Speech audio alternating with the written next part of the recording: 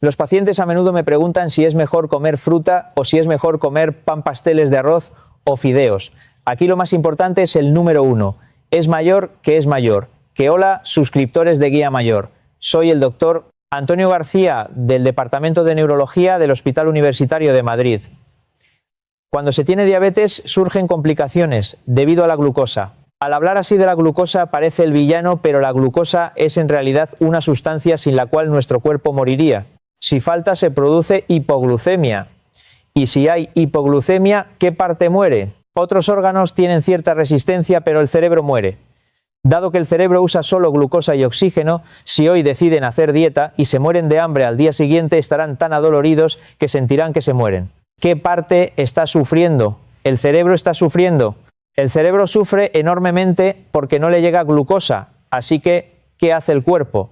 Finalmente, utiliza el glucógeno ya almacenado en el hígado, que es el lugar que mejor puede producir glucosa, y si se gasta todo eso, entonces derrite sus músculos.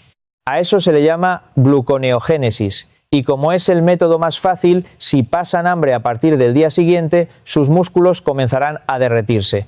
Por el cerebro no se derriten en vano ni porque no se muevan, sino para salvar al cerebro. Cuando sus niveles de glucosa bajan a 50 al medirla, es peligroso.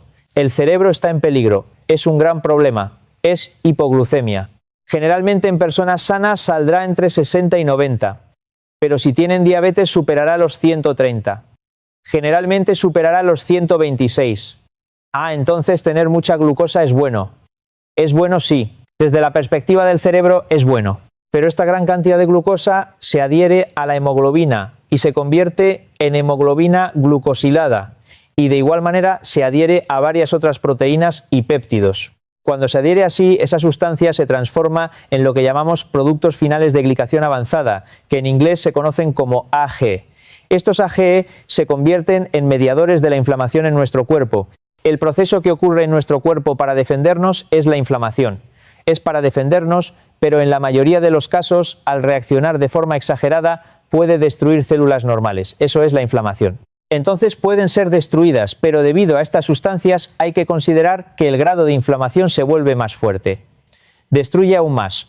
Por lo tanto, una lesión muy representativa de su inflamación crónica es la arteriosclerosis. La arteriosclerosis es muy claramente una inflamación. Que esa inflamación se vuelva más severa significa que la arteriosclerosis se agrava. Por lo tanto, en una persona con diabetes, la arteriosclerosis empeora a un ritmo más rápido en todos los vasos sanguíneos. Aunque uno muere si no hay glucosa, y es muy bueno mantener la glucosa en ayunas, entre 60 y 90. Finalmente, si superan los 130 y desarrollan diabetes, comenzarán a ocurrir eventos muy malos para la salud de sus vasos sanguíneos. Al final ocurren problemas en la retina y se quedan ciegos, o surgen muchos problemas en los riñones, música. Y hay muchas personas que necesitan diálisis renal y finalmente la arteriosclerosis también se vuelve muy severa y hay muchos pacientes que llegan en medio de todo esto. Música. Si me preguntan si las pruebas de arteriosclerosis son necesarias para los pacientes diabéticos, básicamente son necesarias. Porque los pacientes con diabetes desde el principio tienen un metabolismo un poco peor que aquellos que solo desarrollan diabetes, por lo que a menudo tienen obesidad, falta de ejercicio y también hipertensión. Así que es posible que ya tengan lesiones tempranas de arteriosclerosis desde el principio. Por lo tanto, es recomendable que los pacientes que ya tienen diabetes se hagan básicamente pruebas de detección de arteriosclerosis. Sería bueno que se hicieran una ecografía de la arteria carótida en el cuello para ver si la arteria carótida está limpia y usar eso como indicador. El nivel de azúcar en la sangre se refiere únicamente a la glucosa en la sangre. Entonces, ¿cuál es el nivel de glucosa? Y la glucosa es el producto final cuando los cereales y los tubérculos compuestos de almidón se descomponen. Entonces, ¿qué es la fructosa? Se le llamó fructosa porque es un azúcar abundante en las frutas. ¿Y la glucosa por qué se llama así? Si es el azúcar hecho de uvas, pero en realidad viene del almidón. Música. Le pusieron mal el nombre. En el pasado, la etimología de la palabra glucosa vino de la misma raíz que la palabra para uva. Pensaron que era deliciosa como comer uvas. Después de aislar este azúcar, decidieron llamarlo glucosa, nombrándolo incorrectamente. Aunque hay algo de ese azúcar en las uvas, en realidad abunda más en los cereales. El arroz, el trigo, las patatas y los boniatos se convierten en casi un 99,9% de glucosa cuando se descomponen. Si comen simplemente pan baguette, todo se convierte únicamente en glucosa en nuestro cuerpo. Comer cereales integrales no es malo metabólicamente en dos aspectos. Si comen arroz blanco, estarán comiendo carbohidratos casi puros glucosa, lo cual es muy bueno, muy esponjoso y delicioso, ¿verdad? Pero si comen cereales mixtos, son un poco ásperos y estas cosas incluyen varios minerales y electrolitos, excluyendo la glucosa, excluyendo los carbohidratos donde se agrupa la glucosa y luego fibra. La fibra también es de hecho un carbohidrato. Probablemente piensen que la fibra es algo especial, pero la fibra llamada celulosa también es un carbohidrato, es solo que es difícil de usar para los humanos. De hecho, los animales herbívoros tienen la capacidad de convertir toda esta celulosa en grasa, por lo que realmente la usan como una gran fuente de energía. Los humanos también la usan. Usamos la energía de la fibra, pero ¿dónde va al intestino grueso? Donde la flora intestinal la descompone y finalmente las células de la pared del intestino grueso la usan como fuente de energía. No la podemos descomponer toda, usamos tal vez la mitad o un tercio de lo que hace un animal herbívoro. De todos modos, es un carbohidrato. La fibra también. Así que cuando comen cereales integrales entran carbohidratos correspondientes a la fibra y como no podemos digerirlos se consideran alimentos no digeribles, lo que es muy bueno para resolver el estreñimiento y para la composición de la flora intestinal ya que es un nutriente importante para las bacterias intestinales. Si comen arroz integral, música o cereales mixtos están consumiendo una composición nutricionalmente más variada. Y como la cantidad de glucosa que entra puede disminuir un poco los niveles, pueden subir más tarde y no tan alto. Sin embargo, incluso con esto, si comen la misma cantidad de cereales integrales, casi la misma cantidad de glucosa puede entrar. Es solo cuestión de tiempo, pero eventualmente toda la glucosa puede absorberse. Así que si son personas sanas, comerlo bien y con ganas es bueno, pero si son diabéticos y dicen estoy haciendo mi mejor esfuerzo porque como cereales integrales, para eso tienen que reducir la cantidad. Los pacientes diabéticos deben evitar el exceso de calorías y de alguna manera reducir los carbohidratos para disminuir la cantidad de glucosa. En ese momento no se trata de que sea bueno porque se come en forma de cereales integrales, sino que es una situación en la que incluso los cereales integrales deben reducirse. Y la fructosa no se refiere simplemente al azúcar de las frutas, sino a una sustancia específica. Las frutas no tienen incondicionalmente solo fructosa. Por lo general tienen entre un 50% y un 70% de fructosa música y el restante 30% al 50% es glucosa. Las frutas básicamente tienen mucha fructosa. Música varía un poco dependiendo de cada fruta y sus componentes, pero tienen entre un 50 y un 70% o incluso hasta un 80% de fructosa. Dado que la fructosa es aproximadamente 1,5 veces más dulce que la glucosa, cuando comen fruta sienten que es deliciosa, dulce y rica. Como en realidad no usamos gran parte de la abundante fructosa de la fruta en nuestro cuerpo y la mayoría queda sin uso porque usamos glucosa, ¿qué haríamos si entra algo que no usamos desde nuestra perspectiva? Lo convertiríamos y lo almacenaríamos. Entonces, ¿en qué se convierte fácilmente la fructosa? Casi toda va a convertirse en grasa. El acto de consumir fructosa es evolutivamente un proceso metabólico creado para producir grasa como preparación para cuando no se puede comer comida habiendo comido mucha fructosa y fruta de antemano. En el pasado celebrábamos cuando producíamos grasa. Ahora, si producimos grasa, básicamente es perjudicial. Pensemos mecánicamente por un momento. Supongamos que comen 100 g de harina y 100 g de fruta exacta. Entonces, en primer lugar, en sus niveles de azúcar en la sangre, la glucosa consumida como cereal alcanzará un nivel alto. Entonces si comen fruta sube menos y pueden pensar que es bueno comer fruta, pero la fructosa restante, si consumieron más allá de las calorías normales, ese día irá casi toda a convertirse en grasa. Engordan más. La glucosa tiene varias etapas para inhibir que se convierta en grasa. Debido a que es una sustancia tan importante, el cuerpo ralentiza su metabolismo pensando que debe usarla más tarde. A veces va a glucógeno o se convierte en ácido láctico primero. Y cuando ya no hay otra opción, finalmente se convierte en grasa. ¿Por qué comeríamos tanto que tendría que ir a grasa? Pero esta fructosa no tiene ese proceso de detenerse como glucógeno en el medio y primero intenta usarse como ácido láctico. Se intenta usar en gran medida como ácido láctico, pero si ya han consumido un exceso de calorías, entonces no hay necesidad de usar ácido láctico tampoco.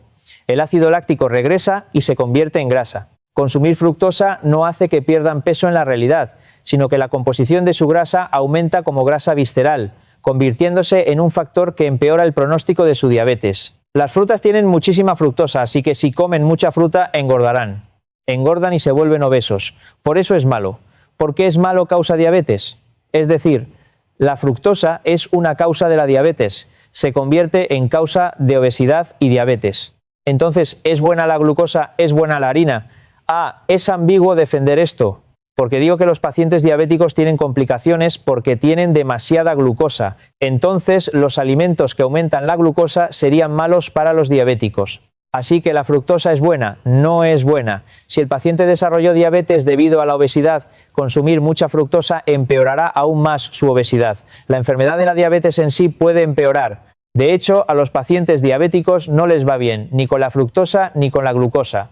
Pero si no tienen diabetes, coman tanto fructosa como glucosa. Coman frutas también y coman de todo. Lo más importante es comer una dieta bien equilibrada. Sin embargo, monitoreen bien para asegurarse de que no se dirigen hacia la obesidad. Lo más importante aquí es número 1, si tengo diabetes o no. Número 2, si lo que como todos los días son calorías excesivas o calorías normales. Si consumo un exceso de calorías, la mayoría de ese exceso, ya sean carbohidratos o grasas, las proteínas son un poco diferentes, se convierte en grasa.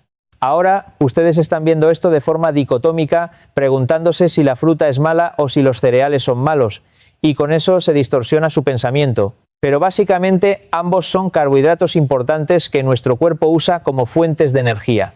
Por lo tanto, ambos son buenos. Si no tienen diabetes y están consumiendo calorías normales, ambos son nutrientes increíblemente buenos. Pero si tengo diabetes o soy obeso y por lo tanto soy alguien que nunca debería consumir calorías en exceso, entonces ambos se convierten enormemente en grasa. Así que lo más importante de todo son las calorías excesivas. Aún así, si me piden comparar un poco, es mucho más probable que la fructosa se convierta en grasa. Es un nutriente que nació con ese destino. Así que si actualmente son obesos, intenten reducir la fruta para disminuir la fructosa. Sin embargo, un principio aún más importante es que definitivamente no deben tener un exceso de calorías. Lo mejor es calcular las calorías que consumen ese día y consumir una cantidad fija. El azúcar normal sacarosa lo extraemos de la caña de azúcar o de la remolacha azucarera y obtenemos el componente llamado sacarosa. La glucosa y la fructosa están unidas en una proporción de 1:1. Están unidas por enlace covalente. Esto es el azúcar. ¿Qué es el jarabe de maíz de alta fructosa?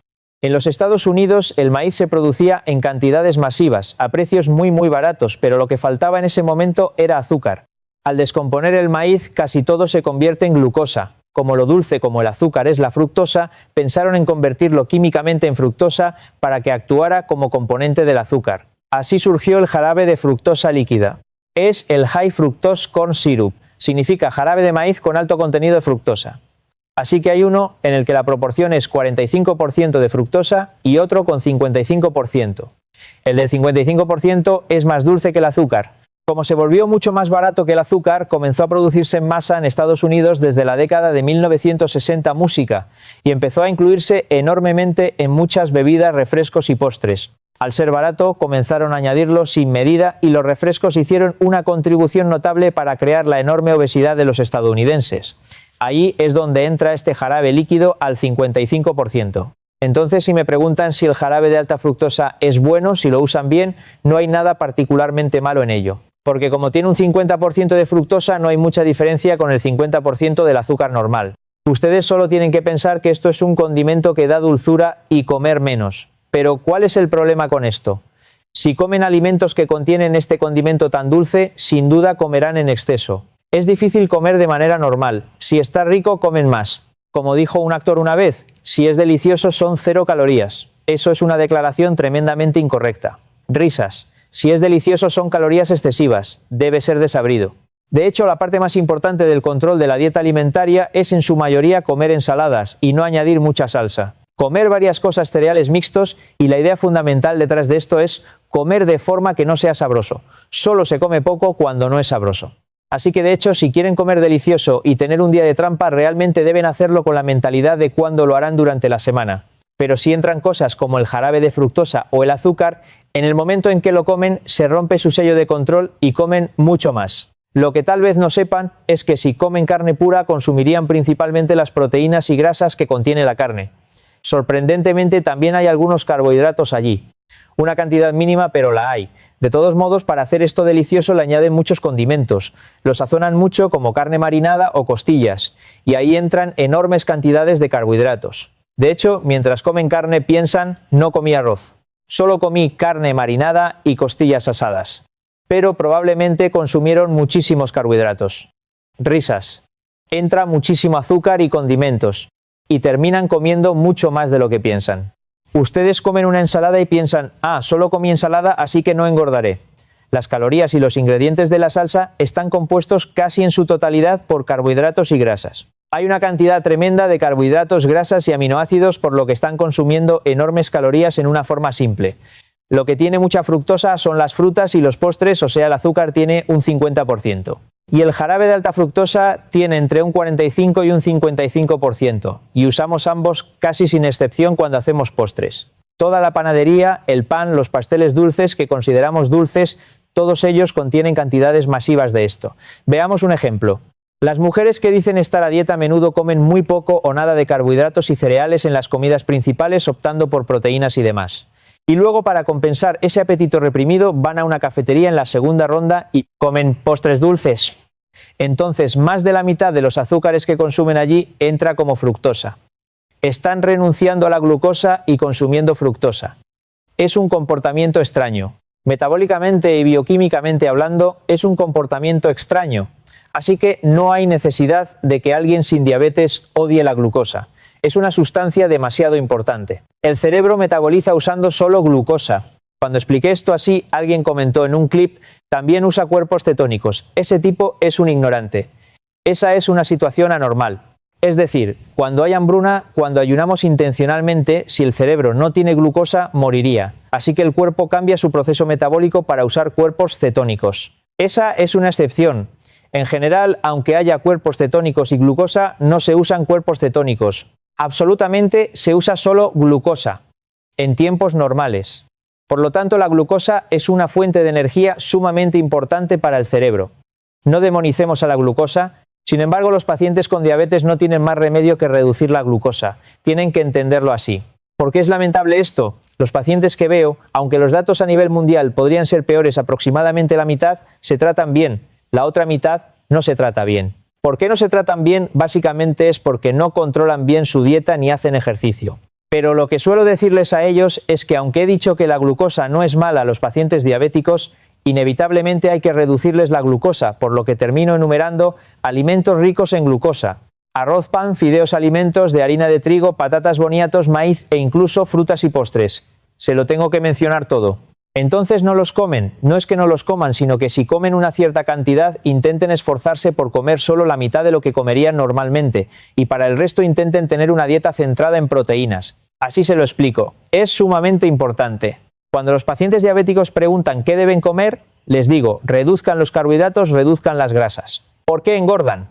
Si comen muchos carbohidratos, la glucosa sube y causa inflamación, pero si comen mucho se convierte en grasa. Entonces, ¿qué se supone que deben comer? Por eso se les dice que coman una dieta centrada en proteínas. A los pacientes, por lo tanto, si comen un menú tradicional, reduzcan a la mitad la cantidad de la porción principal que solían comer. Y en el acompañamiento, asegúrense de incluir proteínas con legumbres, tofu, carne o pescado. Y es mejor comer de esa manera.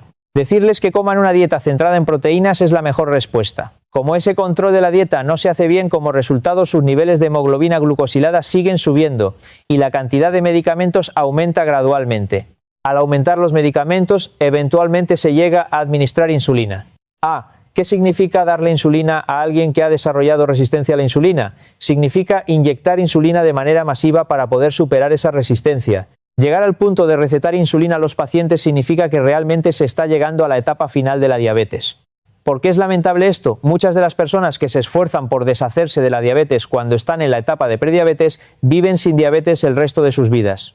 Incluso si desarrollan diabetes, hay muchas personas que dicen, si hago esto, desarrollo diabetes, y luego controlan su dieta y pasan el resto de sus vidas controlándolo solo con la dieta sin empeorar. Si realmente no pueden controlarlo, inevitablemente usan medicamentos. Hay muchas personas que pasan toda su vida tomando solo un medicamento de la etapa inicial. Como vivieron comiendo como querían y sin hacer ejercicio sin pensar en esto, la resistencia a la insulina que surge en el cuerpo posteriormente crece de forma exponencial. Un paciente con diabetes severa piensa, tomaré medicamentos más tarde. No es que los medicamentos no hacen efecto. Tienen que gestionarlo muy bien desde el principio para que los medicamentos para la diabetes también funcionen bien.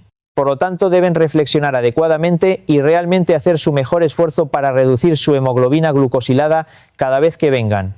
Nunca me hubiera imaginado, pero hay personas que toman aceite a cucharadas pensando que es como una medicina, pero ¿hay alguna diferencia entre el aceite vegetal y la grasa animal?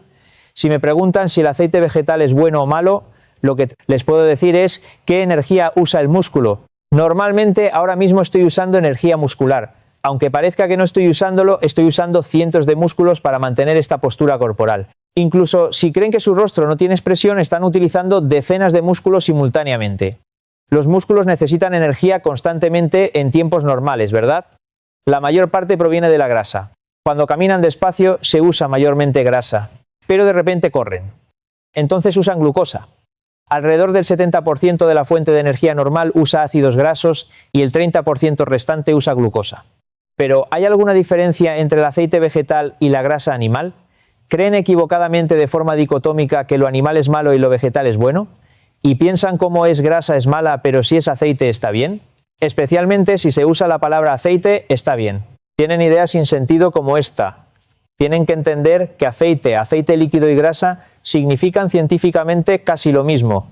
Toman como formas representativas de grasa la mantequilla y el aceite de cocina, el aceite de semilla de uva, el aceite de canola música, el aceite de oliva, todos los aceites que ven, pero todo eso es simplemente grasa. ¿Por qué uno está sólido y el otro es líquido? Es sólido por el punto de fusión y líquido por la misma razón. Estos aceites en forma de fluido tienen muchos ácidos grasos insaturados, lo que les da una estructura flexible que mantiene el estado líquido. Pero si hay muchos ácidos grasos saturados y adquieren una forma rígida, se vuelven sólidos. Por eso generalmente cuando comemos carne, los animales terrestres música tienen músculos y estructuras duras. Para mantener la forma de un cuerpo duro debe haber muchas grasas saturadas. Nosotros también tenemos muchas. Más de la mitad de lo nuestro, música, es grasa saturada. Solo así podemos vencer la gravedad y movernos. ¿Por qué diablos hay tantos ácidos grasos insaturados en las plantas y animales acuáticos? Las algas marinas, los mariscos y los peces que sienten menos la gravedad tienen muchos ácidos grasos insaturados porque necesitan ser flexibles. Para que nosotros vivamos en tierra necesitamos tener mucha grasa dura, por lo que inevitablemente aumentan las grasas saturadas. Por lo tanto, si les gusta la carne de res o de cerdo, naturalmente consumen mucha grasa saturada. Porque son animales terrestres y al extraer lo que tiene mucha grasa saturada, se crean alimentos puros tipo condimento a base de grasa. La mantequilla tiene mucha grasa saturada y por eso es sólida. Estos fluidos tienen muchas grasas insaturadas, así que se usan como aceites líquidos. Sin embargo, si elevan su punto de fusión, también se vuelven líquidos. En ese momento es difícil distinguir los aceites de la misma manera. Son las mismas grasas. Todo es grasa. Todos son tremendas fuentes de energía. Hablando a la inversa, aproximadamente el 60% de la grasa de nuestro cuerpo está compuesta por grasas saturadas, por lo que también debemos comer grasas saturadas. Tienen que consumir mucha grasa saturada. Pero no es que vayamos buscando activamente grasas saturadas para comer.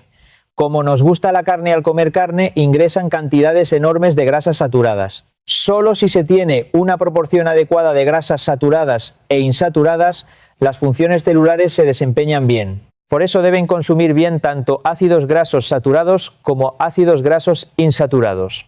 Sin embargo, si solo les gusta la carne, solo entrarán muchos ácidos grasos saturados, por lo que conociendo la importancia de los ácidos grasos insaturados decimos, comamos pescado, también comamos algas marinas, también hagámoslo así. Pero sorprendentemente también hay muchos aceites vegetales que contienen altas grasas saturadas. Así que si me preguntan si el aceite vegetal es bueno o malo, lo que les puedo decir es que cuando comemos alimentos, nuestro cuerpo no absorbe el alimento tal cual. Lo descompone todo uno por uno y luego absorbe solo los nutrientes por unidad. Por lo tanto, ya sea que coman aceite vegetal o grasa animal, nuestro cuerpo lo absorbe en forma de ácidos grasos completamente descompuestos. En realidad, pueden comer cualquier cosa. Pueden comer cualquier cosa, pero entonces, ¿por qué se cree que la grasa animal es mala? Para mantener este cerebro, las células nerviosas y el cerebro en sí, el cerebro es un lugar con un peso específico bajo, como el agua. Las funciones cerebrales implican una enorme cantidad de interacción con el entorno, por lo que la estructura que forma estas membranas celulares requiere muchos más ácidos grasos insaturados en comparación con otras células. El cerebro los necesita. Por eso debemos comer ácidos grasos insaturados. Los comemos por el cerebro y los nervios. Y el resto del cuerpo deben pensar que el resto casi no los necesita. Dicen que los comen por la inflamación. Hay algún efecto parcial, pero ese es un efecto secundario. En realidad, cuando la grasa entra y forma nuestro cuerpo, es una fuente de energía muy importante y forma las membranas celulares. Como mencioné, todas las membranas celulares están hechas de fosfolípidos. Si uno de los ácidos grasos que componen esa bicapa de fosfolípidos tiene la forma de un ácido graso insaturado, se dobla tridimensionalmente y hace que la membrana celular sea flexible. Si es un ácido graso saturado, es recto y la hace rígida y densa. Como el cerebro no debe ser demasiado denso, siempre requiere un cierto nivel de ácidos grasos insaturados. Por lo tanto, para su cerebro deben consumir muchos ácidos grasos insaturados, y el representante de estos es el omega 3. Así que solo tienen que comer alimentos ricos en omega 3. El omega 3 es algo realmente importante. De hecho, hay algunas cosas que el ser humano no puede producir.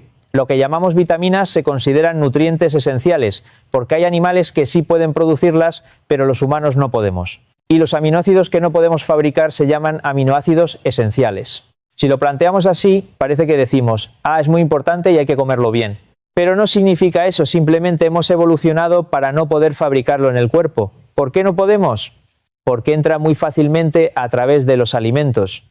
En lugar de gastar energía fabricándolo, es mucho más fácil que entre por la comida, así que se convierten en nutrientes esenciales. Como les dije, el omega 3 es un componente increíblemente importante en el cerebro, por lo que es absolutamente necesario consumirlo para mantener la función nerviosa del cerebro. Y ustedes lo comen en grandes cantidades sin siquiera darse cuenta. Además, a la gente en España le gusta el pescado. Allí hay una cantidad enorme de grasas insaturadas. De hecho, si miran su dieta habitual y comen cosas como mariscos, terminan comiendo enormes cantidades de grasas insaturadas frescas. Incluso si se sigue una dieta estilo vegetariano, se añade aceite al preparar las verduras y se sigue usando aceite. Así que terminan comiendo mucha grasa. Si preguntan si no se debe comer grasa para la gran mayoría de las personas con peso normal que hacen ejercicio adecuadamente, no hay razón para cambiar esa dieta. Solo coman bien. Sin embargo, para aquellos que tienen obesidad o diabetes, ya que son enfermedades causadas por la grasa, deben hacer el esfuerzo de reducir la dieta grasa. No aplica a todos, sino que los pacientes con obesidad y diabetes deben tener más cuidado. Nunca me hubiera imaginado, pero hay personas que dicen que toman aceite hasta cucharadas, lo cual es un comportamiento de hábito alimenticio muy equivocado. Música. Ya sea aceite vegetal o grasa animal, no tienen comparación con los ácidos grasos insaturados omega 3 que poseen las algas y el pescado. Al final, ambos son plantas terrestres y animales terrestres, ¿verdad? Para mantener su forma tienen una cantidad significativa de grasa saturada.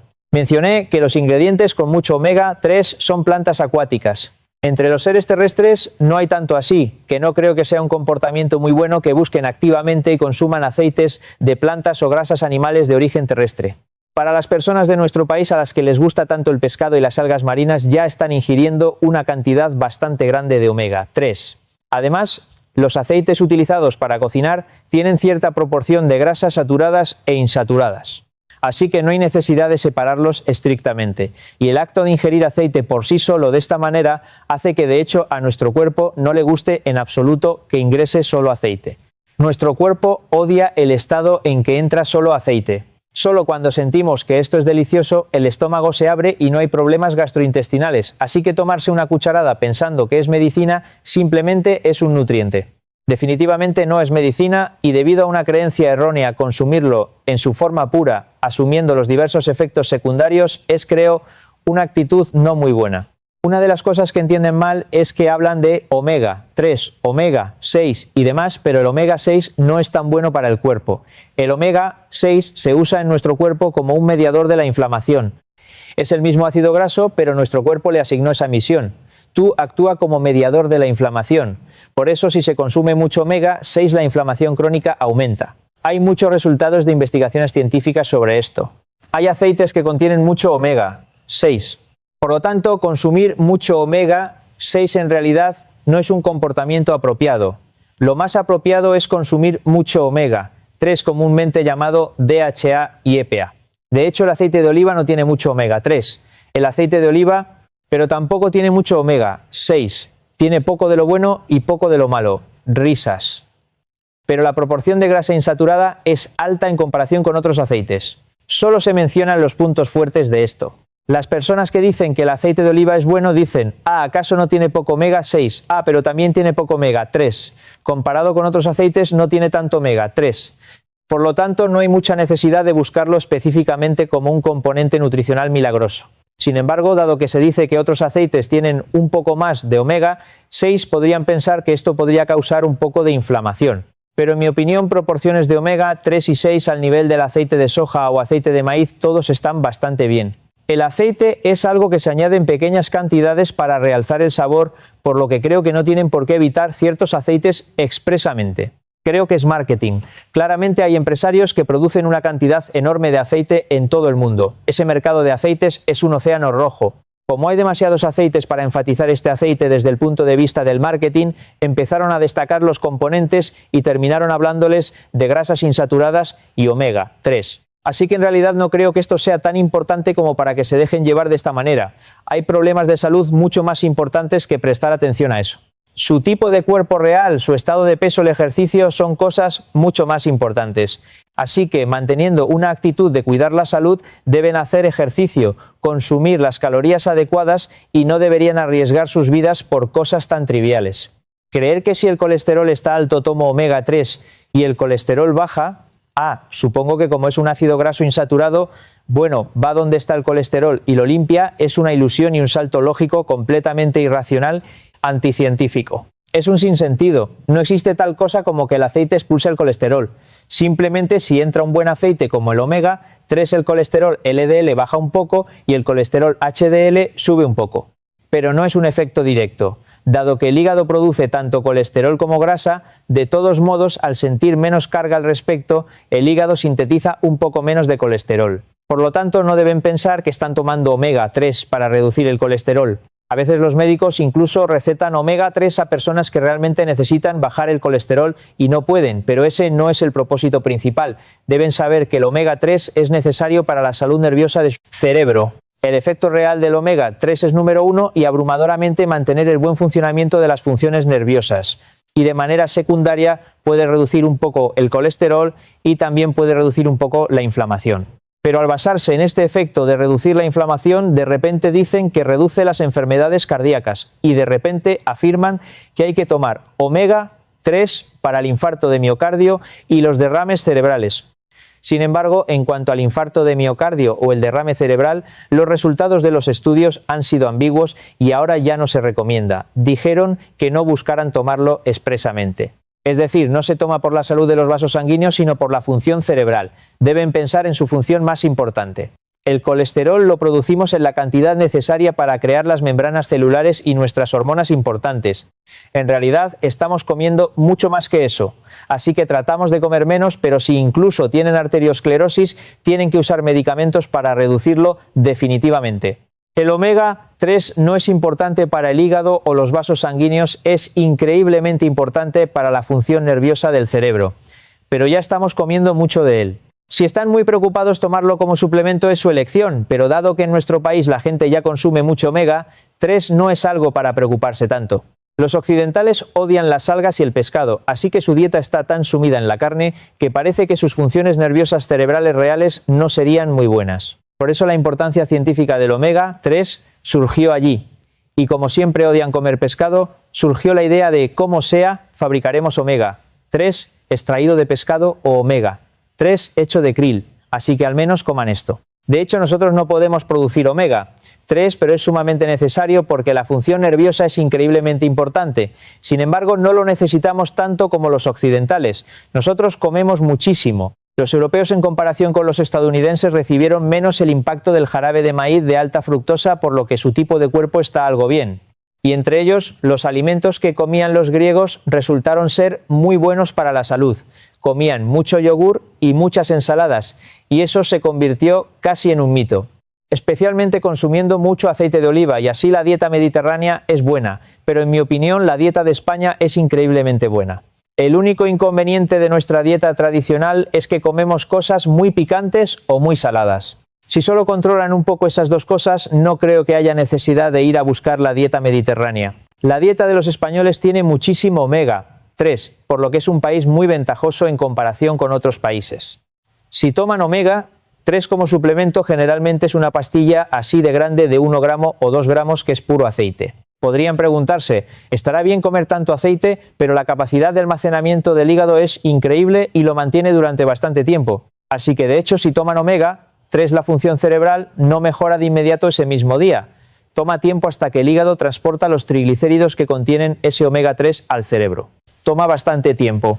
Si su hígado no está en un estado de hígado graso, pueden pensar que la reserva que almacena durante mucho tiempo es bastante grande. Por eso es muy difícil sufrir una sobredosis al tomar omega 3 como suplemento o en la comida. Sin embargo, consumir demasiada grasa, incluido el omega 3, puede causar hígado graso, lo cual es otro problema por lo que las personas con hígado graso a veces tienen que tener cuidado incluso con el omega 3. Cuando la grasa aumenta, lo primero es que uno se vuelve obeso y la obesidad es la causa de diversas enfermedades, pero hoy en día se habla mucho del hígado graso metabólico. En el pasado, si había un problema hepático en nuestro país, se debía exactamente a 2 causas: hepatitis viral o hepatitis inducida por el alcohol. Al final, ambas empeoraban hasta convertirse en cirrosis hepática e incluso cáncer de hígado. Sin embargo, si no tienen ninguna de estas dos y desarrollan hepatitis, cirrosis y hasta cáncer de hígado, la pregunta es ¿quiénes son estas personas? Así que esto se ha clasificado como personas que desarrollan hepatitis por causas metabólicas. Hoy en día se le llama MASLD, enfermedad hepática esteatóxica, asociada a disfunción metabólica. Es hepatitis debido a hígado graso causado por anomalías metabólicas. Las células del hígado se han llenado de grasa. Dije que el hígado convierte el exceso de energía en grasa, ¿verdad? Entonces, esa energía sobrante en forma de grasa podría enviarse a nuestra grasa subcutánea o similar, ¿verdad? El cuerpo no la acepta aunque se envíe, por lo que finalmente el hígado queda lleno de grasa. Es decir, la obesidad y estos malos hábitos alimenticios empeoran la condición de su hígado, pero un método de examen muy fácil para ver el estado del hígado es la ecografía hepática. Tengo entendido que pueden hacerse una ecografía hepática a un precio muy asequible generalmente en los chequeos médicos rutinarios, así que a través de la ecografía comprueben cuánta grasa hay en su hígado. Si les diagnostican hígado graso, significa que su dieta es muy mala. Deben reducir la dieta en grasas, también reducir la dieta en carbohidratos, hacer ejercicio saludablemente y esforzarse por mejorar el estado del hígado graso. Considerar al HDL como el colesterol bueno no es muy acertado científicamente. Tener el LDL bajo y solo el HDL alto también describe a una persona muy extraña. No se dejen afectar por cada pequeña fluctuación de los triglicéridos. Hay indicadores mucho más importantes para ustedes. Si les salen resultados de colesterol total, triglicéridos, LDL y HDL, si tienen arteriosclerosis o si sufren un derrame cerebral, se convierten médicamente al 100% en pacientes con hiperlipidemia. La hiperlipidemia se refiere principalmente a tener mucho colesterol. Digamos que las personas que tienen este nivel de colesterol en la sangre tienen una alta probabilidad de causar arteriosclerosis o empeorar un derrame cerebral. Por eso se creó la hiperlipidemia basada en los niveles de colesterol. Al hacer ese análisis de sangre salen 4 resultados: colesterol total, triglicéridos, colesterol LDL y colesterol HDL. Pero a su nivel, por favor, no presten atención a los triglicéridos. Si supera los 200 o los 250 dicen, tengo demasiados triglicéridos, pero les digo que los triglicéridos son un nutriente. Es lo mismo que está en sus costados y en la carne que comen. Si comen panceta ese día, sube enormemente. Sube enormemente y al comer una comida completa sube hasta 500, 600, eclipsando por completo cómo sube la glucosa. Si tuvieron una comida alta en grasas, sube a niveles sorprendentes. Sin embargo, cuando vienen al hospital no sube porque les pedimos que ayunen durante 12 horas. Durante el ayuno baja drásticamente. Los triglicéridos son casi de lo que comieron ayer. Risas realmente varía mucho y en el momento en que comen sube enormemente. La grasa es así porque es un nutriente enormemente importante para nosotros. Así que es una situación ambigua llamarla una causa importante de la enfermedad. Sin embargo, si una persona obesa que tiene mucha grasa subcutánea o visceral también tiene altos niveles de triglicéridos, pensamos, aumentarán los ácidos grasos que causan inflamación. Nos preocupamos como con la glucosa en la diabetes, pero no se presenta un valor claro para esto. Hay algunos, pero es algo de lo que hablamos entre médicos. No le decimos a los pacientes esforcémonos al máximo para reducir sus triglicéridos. Claro que hay algunos pacientes así. Aquellos con peso normal pero cuyos triglicéridos salen a niveles de 700 u 800, esos son pacientes con problemas genéticos metabólicos subyacentes, pero no es el caso a nivel del público en general. Así que si reducen la ingesta de grasas, los triglicéridos disminuyen significativamente. Y el estado de estar gordo, incluso si comen poco, significa que nuestro cuerpo ya tiene mucha forma de triglicéridos en su interior. Los ácidos grasos siguen saliendo y de esa manera aumentan los triglicéridos. En realidad, los triglicéridos reflejan sus hábitos alimenticios y su obesidad actual. Sin embargo, complicaría demasiado el cuidado de su cuerpo. Es un concepto importante médicamente, pero por favor, a su nivel no se obsesionen con eso. Así que no se desesperen ni se alegren por los triglicéridos, hay un indicador suyo mucho más importante, es el peso. Usando el peso que permite ver muy fácilmente el estado de su cuerpo, revisen su índice de masa corporal IMC y evalúen si son obesos o no. Cuando les entreguen los resultados de colesterol total, triglicéridos, LDL y HDL, simplemente fíjense solo en el LDL. Si el LDL supera 160, aunque sea una persona sana, tengo hiperlipidemia, el colesterol LDL es como una caja de reparto para transportar sustancias por nuestro cuerpo, y el colesterol contenido en el LDL es la forma que el hígado libera al cuerpo. Las glándulas suprarrenales, los testículos y los ovarios lo reciben y producen hormonas. Ellos son los que principalmente deben recibirlo, pero si ya tienen mucho y dicen que no lo necesitan, se quedará circulando en la sangre, ¿verdad? Y al circular el colesterol LDL ve huecos en las paredes de los vasos sanguíneos, entra tal cual, se incrusta y comienza a acumularse. Y se pudre. Eso es la arteriosclerosis. Y como esta arteriosclerosis finalmente causa infartos de miocardio y derrames cerebrales, deben entenderlo así, es el componente clave en los derrames cerebrales y los infartos. Música. Si tienen otros factores de riesgo, dicen, aunque tenga menos de 160, si paso de 100, tendré que controlar esto. Si tengo arteriosclerosis o sufro un derrame cerebral, entonces debo reducirlo a menos de 70. A las personas sanas sin falta les sale entre 100 y 120. Si tienen arteriosclerosis o sufren un derrame cerebral, médicamente se convierten al 100% en pacientes con hiperlipidemia.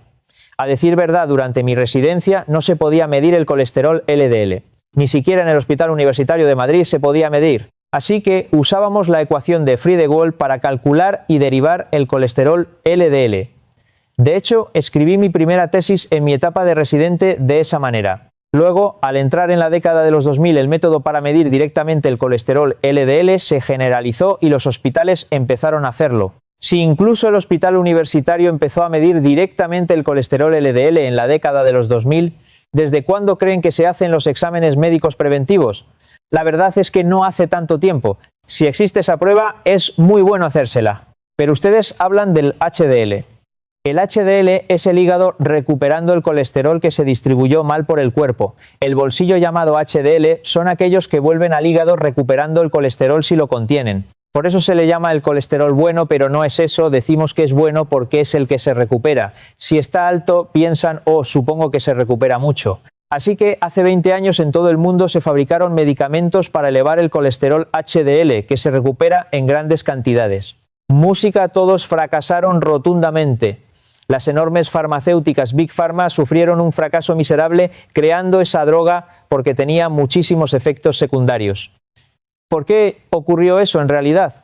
Si lo pensamos ahora, el hecho de que el colesterol HDL esté alto significa que hay mucho que recuperar. ¿Realmente es bueno tener mucho que recuperar? Si piensan en ello, si traen mucho, supongo que hay mucho que recuperar. Por lo tanto, tener el LDL bajo y solo el HDL alto describe a una persona muy extraña, metabólicamente. Entonces, ¿qué? Haya mucho colesterol HDL no significa tengo mucho colesterol HDL, como son chicos buenos, es bueno para mi cuerpo. No es eso, significa que actualmente te están recuperando mucho. Significa que el camión de basura está trayendo mucha basura ahora. Significa que hay mucha basura. ¿Cómo pueden decir entonces que todo es incondicionalmente bueno? Así que no miren el HDL. Alguien podría decir, mi colesterol HDL no es tan alto a lo que yo pensaría. Al revés. Supongo que no tiene mucho que recuperar. Tiene que haber mucho que recuperar para que éste suba. Hay muchas personas con LDL alto y HDL alto. Entonces me preguntan, ¿debo alegrarme o entristecerme? Entristezcanse incondicionalmente. Es malo porque el LDL es alto.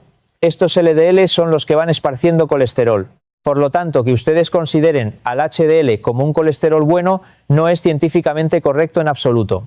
Así que sobre el nivel del colesterol HDL no se puede hablar de forma definitiva sobre su salud de esta manera. Y el colesterol total que aparece en el examen es la suma del LDL, el HDL. Y aunque no aparecen en los valores del examen, el IDL y el VLDL.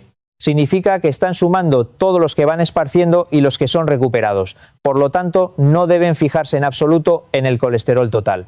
Si tanto el LDL como el HDL están altos, el colesterol total saldrá alto. Es decir, es un colesterol aritmético. Significa que incluye todo el colesterol en la sangre. Sumar lo bueno y lo malo para calcularlo es un cálculo erróneo. Así que dado que hay un valor con una correlación muy clara llamado colesterol LDL, es mejor basarse en eso. Deben considerar que se habla así sobre la correlación entre la enfermedad de la hiperlipidemia, la arteriosclerosis y luego los derrames cerebrales dirigida al menos a aquellos que están en riesgo de desarrollar arteriosclerosis o que ya la han desarrollado. Si una persona muy sana se hace los análisis y solo sale hiperlipidemia, entonces en lugar de tomar medicamentos lo mejor es que viva saludablemente de forma diligente, cambie un poco su dieta e intente encontrar su propia dieta sana observando sus niveles de colesterol. Música, por lo general me preguntan qué deben comer y qué no deben comer. A veces se frustran por comer carne y cosas así, pero sorprendentemente la causa de la hiperlipidemia no es la carne, son los carbohidratos. Está clarísimo: pan, pasteles y fideos.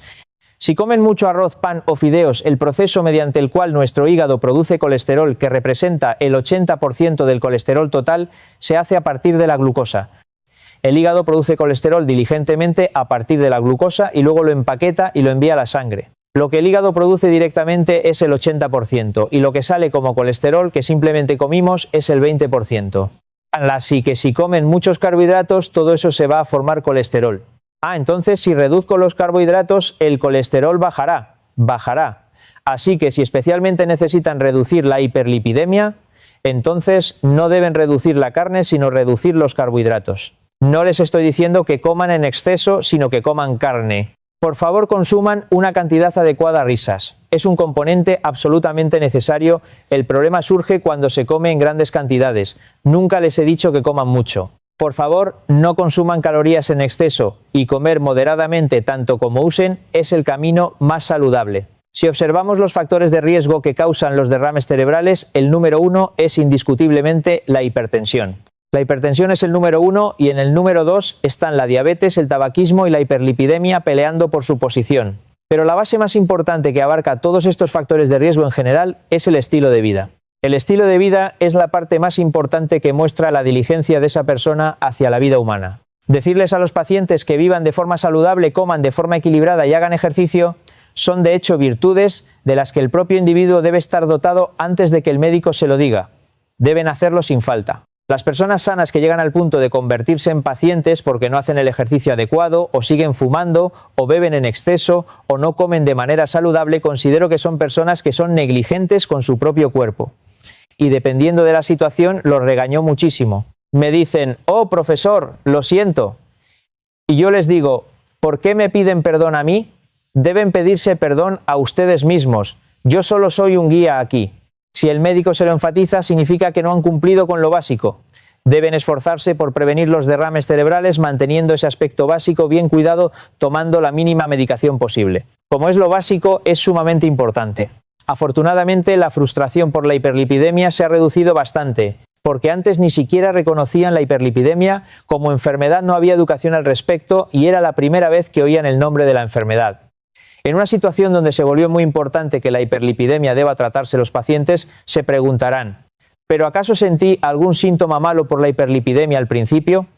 Tratan esto que no siento. Como no hay síntomas en absoluto, los pacientes dicen: yo no tengo ningún síntoma, pero los médicos se inventan un nombre de diagnóstico solo para ellos y me recetan esto. Aunque se les explique arduamente que la hipertensión tampoco tiene síntomas en absoluto, que la presión arterial alta no significa que los vasos sanguíneos vayan a estallar y por tanto que les va a doler la cabeza. La gente común piensa: si me duele la cabeza debe ser hipertensión. Esto no cambia. Sorprendentemente, muchos pacientes son diagnosticados con hipertensión después de sufrir un derrame cerebral. Es realmente sorprendente. ¿Tenía alguna enfermedad subyacente antes? No, ninguna. Y la presión arterial sale a 190. Es una persona actualmente hospitalizada, es asombroso. Con 190 dicen: yo no tenía ningún síntoma. Ya les digo que la hipertensión no tiene síntomas. No solo pasa con la hipertensión. Al ser hospitalizados por primera vez, su hemoglobina glucosilada sale en 9 o sale en 12. Hay personas así. Es demasiado sorprendente. Sin embargo, como han visto a mucha gente que sufre hemorragias cerebrales, les amputan la pierna por diabetes o pierden la vista y los riñones le tienen muchísimo miedo a la diabetes o a la presión alta. Pero sobre la hiperlipidemia dicen, por sí sola causa algún problema. En realidad, salvo algunas personas con colesterol extraordinariamente alto que lo desarrollan junto con otros factores de riesgo, hemos hecho mucha investigación y nos dimos cuenta este era el verdadero protagonista de la arteriosclerosis. Las complicaciones más representativas son que pueden morir por un infarto de miocardio, pueden quedar con discapacidades por un derrame cerebral, ¿y acaso solo afecta a esos dos órganos? No, de hecho puede afectar a todos los vasos sanguíneos. Por lo que pueden sufrir infartos intestinales, problemas en la función renal, puede pasar de todo. A decir verdad, aunque la hiperlipidemia salga alta, no es algo que el paciente pueda notar por sí mismo. Sin embargo, aunque hay muchas formas de descubrir la presión arterial y la diabetes a través de chequeos de salud, uno mismo tiene ciertas sospechas. Fuman, su constitución física no es muy buena, no hacen mucho ejercicio. ¿Y cómo se comportan esas personas? Actúan como faisanes. Como el faisán del que hablo en mi libro. Dicen que cuando vas a cazar el faisán se asusta al ver al cazador y entierra la cabeza en la maleza. Su cuerpo está totalmente a la vista, pero ¿qué está haciendo? Piensa equivocadamente que si él mismo no puede ver el cazador, no puede verlo a él. Risas. La gente se comporta exactamente igual. La gente dice que si tienen un mal presentimiento no van a hacerse exámenes médicos preventivos. No se hacen chequeos médicos. Pasan 2 o 3 años fácilmente y no hacen nada. Luego, tras sufrir un derrame cerebral, vienen al hospital y son diagnosticados con hipertensión y diabetes. Esta es la tragedia. No deberían hacer eso. Por lo tanto, si hay algo que les preocupa, más bien deben tomar la iniciativa y hacerse exámenes sencillos. La hipertensión, la diabetes y la hiperlipidemia se pueden detectar con exámenes de sangre muy sencillos y revisiones de presión arterial muy sencillas, así que estas no son áreas de las que ustedes deban esconderse de esta manera. Mediante un esfuerzo muy leve, como ir una vez al año, habitualmente pueden prevenir con antelación esa muerte trágica y la posibilidad de quedar discapacitados. Tienen que hacerlo sin falta.